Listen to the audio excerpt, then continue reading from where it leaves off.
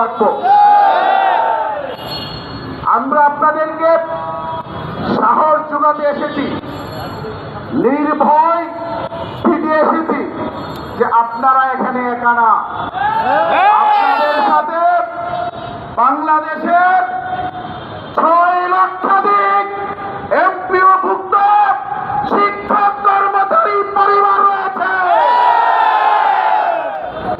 আমাদের আন্দোলন চলাকালীন 24-এর যোদ্ধা যারা আহত হয়েছিলেন তারা এসেছিলেন। তাদের সংগঠনের সভাপতি আমাকে বলেছেন, স্যার আমি আহত হয়ে যে হাসপাতালে চিকিৎসা নিচ্ছিলাম, 2 পাশে আমার যারা শুয়েছিল ওই 2 জন ছিল এমপিওভুক্ত শিক্ষক। তার মানে এই সরকার শিক্ষার্থীদের এবং আমাদের এমপিওভুক্ত শিক্ষকদের রক্তের উপর মস্তদে বসেছে।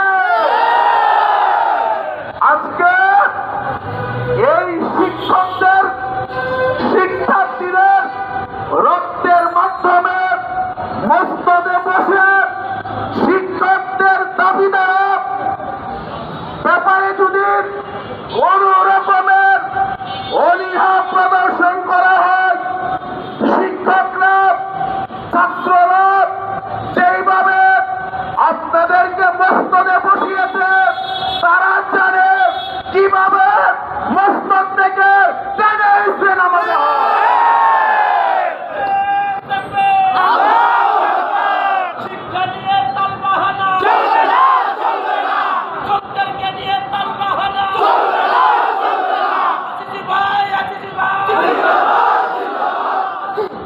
আমি জাতীয়করণ প্রত্যাশী জোটের পক্ষ থেকে সরকারকে ধন্যবাদ জানাই যে আপনারা আমাদের কিছু দাবি আপনারা এই সময় মেনে নিয়েছেন। আমাদের 22 দিনের আন্দোলনের প্রেক্ষিতে 20 বছর পরে আমাদের শিক্ষকদের উৎসব ভাতা 25 থেকে 50 উন্নীত করেছেন। আমাদের এই 10 দিনের হার নামার আন্দোলনের প্রেক্ষিতে ইচ্ছাই হোক অনিচ্ছাই হোক আপনারা 15% পরিবার আপনারা দিয়েছেন।